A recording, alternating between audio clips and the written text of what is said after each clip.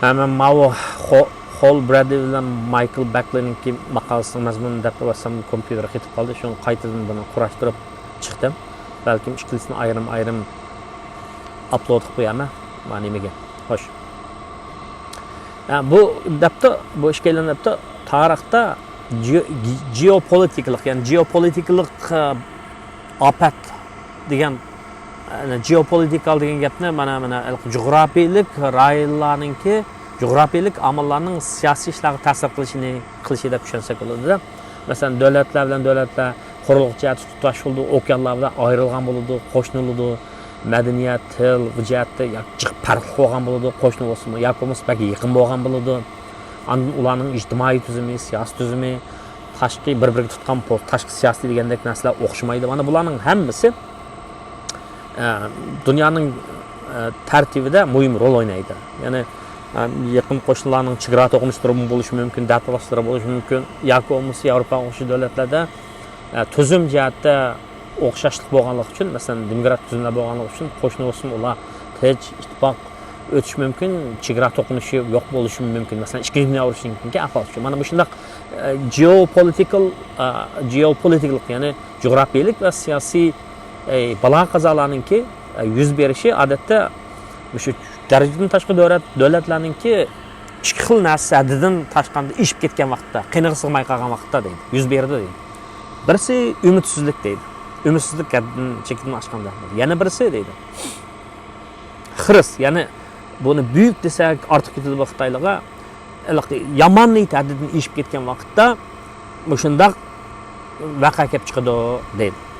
Unda bo'lsa bular debdiki Xitoylarninki shu umidsizlik cho'kishiningki sabablari nima deb? Bunaqa 3 sababni ko'rsatdi. Birinchisi cho'kayotgan iqtisod, aslayotgan iqtisod. Ya'ni Xitoyninki har sabablar tufaylidan iqtisodiy chekinyapti. Bu jihatda azroq tushuncha olsam bo'ldi keyin. Ammo avtorlarning ko'z qarashicha mana bu aslayotgan iqtisod, andan Xitoylarning o'zini qo'rshavda qilayotgandek his qilishi. Ya'ni bu Quad deydigan bir narsa var zanlıqçılar. Hindiston, Yaponiya, Amerika, Avstraliya qatorli davlatlar birlashib bir xil Osiyoninki NATOsini shakllantirayotgandagidek shunday bir ish qildi. Shunga bu qo'rshavda qolgandek bir tuyg'u cho'kishi Xitoyning, uchinchisi cho'kishi. Ya'ni Xitoyning cho'kishi deganida umumyuzlik ijtimoiy, siyosiy, iqtisodiy jihatlardan cho'kishi. Bu to'g'risida azroq bu decline deydi buni. Ama bu decline degan gapni keng doiralik bular tushundim deb maqolasida, ammo kitobda tushundigan bo'lishi mumkin, lekin buningki azroq sharhini berib qo'ysam bo'ldi men keyin. Mana bu shunday sabablar tufaylidan bu Xitoylarninki umidsizlikka cho'kishning sabablari mushu deydi. Andan Xitoylarninki haddidan ziyod niyatdan yomon bo'lib ketishi, bak cho'ng planlarni qilishi, bu nima? Yetmoqchi bo'lgan maqsadi nima? Bu qanday planlarga yetmoqchi asli bu deydi bu. 4 planı var debdi. 4 maqsadga ketmoqchi bo'ladi. Birinchisi Xitoy kompartiyasini hozir hokimiyat mangulik Xitoyda hokimiyatni hokim mutlaq tuzum davomlashtirib uzun turish. Bu birinchi yetmoqchi bo'lgan maqsad. Ikkinchisi bular tarixdagi tatqizib qo'ygan yerlarni qaytarish. Buni tuzuk sharhlamabdi, ammo Tayvanni o'z ichiga olibdi. Tayvanni debdi, Tayvanni elish debdi. Balkim bu yana Xitoylar doim deydigan Xitoycha Hansinvey deb qo'ydi, ruscha Vladivostokma. Aynı vaqtda Çin sulolasi ajiz chaqda Rossiya ilib olgan, bilib olgan deb ta'kidlashlar bor. Mush zimillarni elib olish, ya'ni shu zimillarni butun qilish bu ikkinchi yetmoqchi bo'lgan maqsad. Uchinchisi Sharqiy Asiya deganimiz Sharqiy Osiyo va G'arbiy Tinch okean rayonidagi o'sha davlatlarga bo'lgan o'zining ta'sirini kuchaytirish. O'zining ta'sirini kuchaytirish. Ya'ni shularga nisbatan xo'jaqsi bo'lish. Ya'ni dunyodagi mavjud hozir dunyoda 2 dunyo urushidan keyin Amerika rahbarligida tiklangan dunyoviy tartibni bular oldi bilan Osiyodan boshlab Osiyoda o'zining tartibini qurib chiqish, o'zi xo'jaqsi bo'lish, boshqalarni o'ziga beqindirish. Endi oxiriga yetmoqchi bo'lgan maqsadi bularningki dunyoning xo'jasi bo'lish. Ya'ni hozirgi dunyoda bunday xalqaro munosabatlarda hozirgi dunyo tartibida bir necha qutb bor. Garchi buning Amerika darajadan tashqari kuchli davlat degan bilan Xitoymi hisobda Xitoyni super power deydi. Ama Xitoy Amerikani mag'lub qilib dastlab chiqib, hammaning ustiga chiqib, o'zi xo'ja bo'lgan yangi bir dunyoning tartibini barpo qilish deydi. Mana bu 4 maqsadga ketmoqchi deydi. Ammo armonga tushib, darmon yo'qlab qo'yapti demoqchi. Bu ikkisining asosiy maqsadi shu. Ya'ni Xitoyning ashundaq niyati bor, yana ashundaq niyati, yomon niyati haddidan ziyada terisiga sig'may qoldi, qotmay qoldi. Shuni bilan birlikda Xitoyning yana ondaqmi ojizlik bor, ondaq iqtisodiy cho'kish, qo'rshavlik qilish tuyg'usi, umumyuzlik cho'kish deydigan mushundaq bir nimalarmi bor. Xitoy buni biladi, bilyotidi deydi. Ammo sirtqi dunyoga nisbatan aytgan vaqtda, o'zining odamlarga nisbatan aytgan vaqtda pom-pom so'zlagan bilan yana g'arb cho'kyotidi, sharq ko'tarilyotidi degan bilan, ammo g'arbning kuchli ekanligini, sharqning ojiz ekanligini rahbarlar ichida uqdi deydi bular. Bular shunda deb yozibdi. Undan so'ng mushundaq turib, bu Xitoylar nimishqa Amerikani o'ziga dushman ko'rdi. Bu o'tgan 40 yil ichida Amerika rahbarligi qilgan dunyoviy tartibdan Xitoylar jiq foydalangan emasmidi? Chunki buning ko'p sababi Xitoylar buning ham jo'grafiyalik, tarixiy, ham ideologik sabablar bor dedi. Ya'ni bular o'zini biz Apyunovishdan keyin biz ojiz chaqlarda Yevropadagi kuchlar bizni bo'za qilgan, yerlarimizni tatib olgan, xo'rlagan, haqorat qilgan deydi. Biz shu nomusni yuyib, hozir hammasini og'zimizga qartimiz demoqchi. Ana ideologiya jihatdan aytgan vaqtda bular hokim mutlaqlikqa ko'nab qoldi, liberal demokratiyaga qarshi. Bunday aytgan vaqtda Amerika boshchiligidagi bular Amerikani eng chong dushman ko'rdi. Bu Xitoyning rahbarlarining, Xitoyningki strategiyachilarining, Xitoyningki siyosat belgilachilarininki gap so'zlar emas, ularning elib berayotgan ish harakatlaridami chiqarlanyotdi. Ya'ni Xitoyningki 70 bo'lgan 4 maqsadiga bo'lgan yurish qilishi, 4 qatlamliq shunday yurish qilishi tan qadamda elib berilyotdi. Biz hozir buni uqdik. Amerikaning tarixida mundaq bir hokim mutlaq davlatlarni cho'qim ag'dirtimiz deydigan niyatlar yo'qdi deydi. Ammo ular Amerika o'ziga dunyoning tartibiga xirs qilgan har qanday kuch bo'lsa chaylab tashlaydi deydi. Ya'ni Xitoyning rahbarlari buni bilmaydi emas. Buni bildi. Xitoyning siyosat belgilachilari bildi. Chunki yaqin tarixda o'tgan asrda German imperiyasi, Yapon imperiyasi, German natsistlari, Sovet ittifoqi qatorliqlari va undan sirt kuch ajizroq bo'lgan Amerika xirs qilgan kuchlarning hammani Amerika chaylab o'tgan deydi. Bu xil amaliyot, bu xil paket, bu xil tarix Xitoy siyosat belgilachilari va rahbarlarining keyin nazardan saqit qilingan emas. Shunday bo'lganlikdan ular Xitoy Amerikani nihoyatda dushman ko'rdi. Agar Amerikani chaylab o'tsak, Amerika ojizlashsa, biz dunyoning xo'jasi bo'lamiz deydi. Deb kelib, oxirida chiqqan yakuni nima desa, bu ikkisining chiqqan yakuni nima desa, bu qisqa maqolada Xitoy bu maqsadga yetolmaydi. Ya'ni qayta gullanish, Xitoy kuchi degan bu narsaga yetolmaydi. Texnik jihatdan, demografiya, nopos jihatdan, ani tuzum jihatdan, nurg'un narsa jihatdan bu yetolmaydi. Ya'ni bunday aytgan vaqtda hokim mutlaqlik bir tuzum, xalqiga hokim mutlaqlik qilib, sirtda liberal demokratiyani tashviq qilib, liberal demokratiya bilan yaxshi o'taman deyish yo'q. Bir odam qancha egizga chiqib, qancha egizga chiqishi intilsa, egizga chiqsa, uning egizidan tushib ketishi intayin xatarlik. Bak egizga chiqaman deb kuchab ketadi, bu qattiq yiqiladi. Bu Xitoy kuchi, Xitoy o'zining kimsh da'vatgan 2050-yilga bo'lgan chaqda 200 yillik nomusimizni aqlaymiz, dunyoning xo'jasi bo'lamiz degan bu maqsadga yetolmaydi degan gapni yakuni chiqaribdi. Xo'sh. Bu endi shundoq. Endi yana bir maqolalar va Xitoylar yaxshi o'tmasa bo'lmaydi degan Amerikaning solchilari, iddia aqimdagi solchilari, Noam Chomskyga o'xshashcha, ularning bir maqolalari va ularning gaplarini keyin so'zlab bersam bo'ladi. Chunki bu ishlar, bu ma'laning qarashlari Xitoyning taqdiriga bundan qaysi yo'nalishga qarab menga munosabat qo'yganlik uchun, ya'ni Xitoyning qanday bo'lishi bizningki taqdirimizga munosabat qo'yganlik uchun kishilarimiz shuni bilib qolsin deb men so'zlab berdim qisqacha mazmunini. Xo'sh, endi Birlashgan Millatlar Tashkiloti kishilik huquq komissiyasining Uyg'urlar haqidagi dokladi chiqib, Xitoylar Uyg'urlarga qarata insoniyatga qarshi jinoyat o'tkazdi degandan keyin dunyoda nurg'un g'ulg'ula qo'zg'adi emasmi?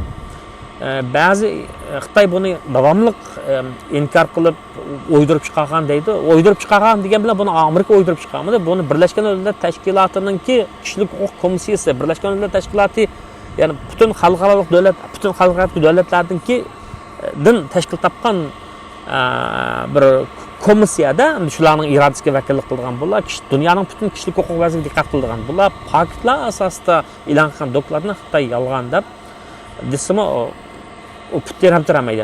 Xitoyning gapi yolg'on demakchi. Bugun Xitoyning janvada turishlik boshlovchisi Chen Shu degan kishi Birlashgan Millatlar Tashkilotining bu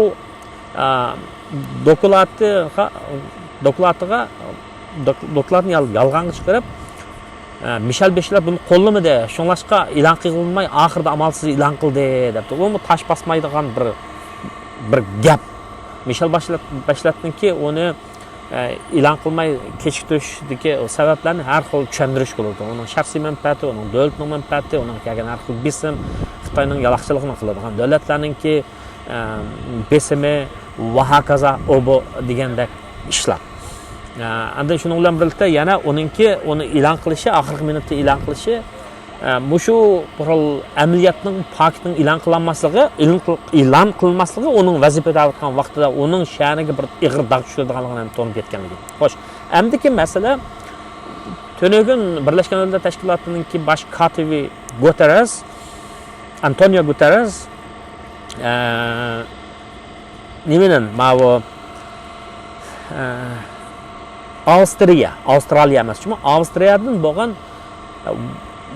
Volker Turk degan bir kishini bir Michel Bacheletning o'rniga tayinlabdi. Endi bu kishi Birlashgan Millatlar Tashkiloti Kishilik huquq komissiyasida xizmat qilgan kishiga familiyasi Turkkan, Turk bo'lgan bag'ishligi bormi hamda Turkkan, Volker Turkkan hamda.